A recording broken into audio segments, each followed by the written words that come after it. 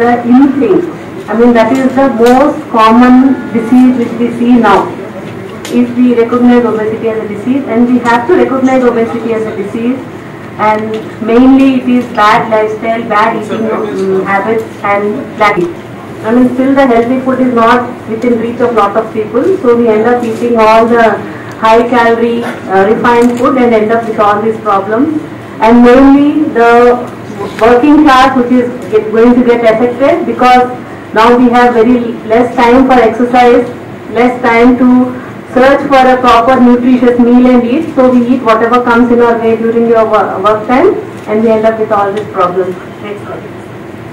And as I said that it is a big non-communicable disease, and is a mother to a lot of other non-communicable diseases, mainly type 2 diabetes, hypertension, cardiovascular diseases, joint problems, respiratory problems, and infertility in females.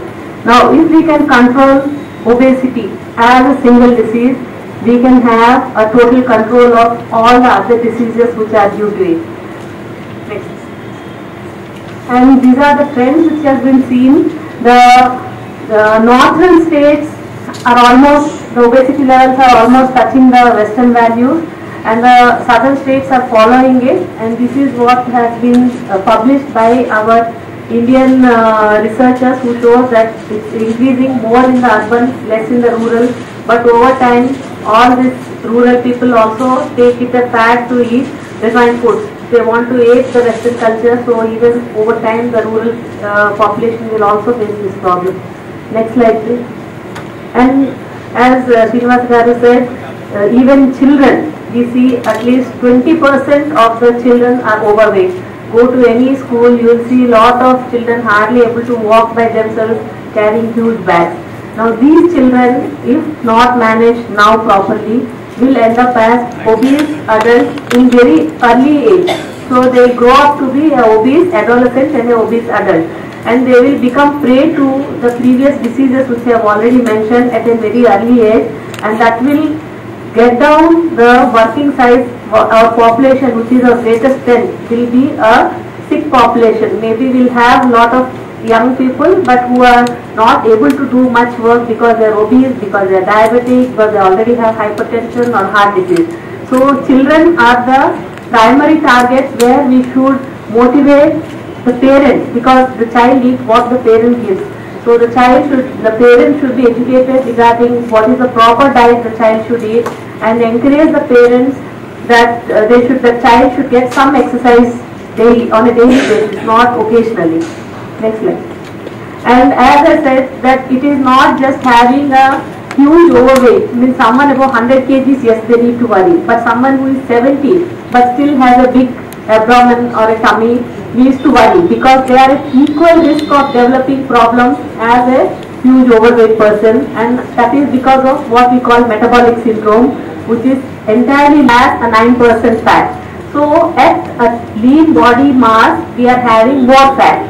So when we accumulate more fat, our risk increases more than what a Western person would have. Next slide. And with increase in fat, apart from all these diseases, the mortality increases, means you die young. You die because of medical problems, you die because of cardiac reasons, but we have, in spite of medical science achieving increase in the lifespan, we will have increased mortality behind us. So AP or the southern states mainly are more prone for this because of our rice eating habits. Even if we don't eat much fat and all compared to a northerner, we still eat lot of rice, and which is causing central obesity and all these problems. Next slide. And then when I'm talking about obesity, how can we grade a person as obese? It is, we have some basic markers, what we call the body mass index, where you take the person's weight in kgs and divide it by height in meters square, we get a number. The ideal BMI across the world is 18 to 25. Means if your BMI is less than 18, means you are malnourished, which is not good. And if your BMI is more than 25, means you are going towards obesity. But for Asians, as I have already told you, as we are prone for metabolic disorders at a little more weight gain, the Asian markers have come down to 23. So our ideal BMI should fall between 18 and 23. Anything about 23 to 28 is overweight. Someone whose BMI is between 23 and 28 is overweight, and above 28 is obese. So 28 to 35 is grade 1 obesity, 35 to 40 is grade 2 obesity, above 40 is grade 3 obesity, and above 40 is morbid obesity. And this morbid means along with obesity, lot of life-threatening diseases will already come to this person whether they like it or not. So we should, from a 40 BMI, we have to come down to between 18 and 23. That is what this BMI means. And then we have the waist-hip ratio. Even if there is a person with an ideal BMI, but still he may be having a lot of fat on the abdomen. So we also have waist-hip ratio.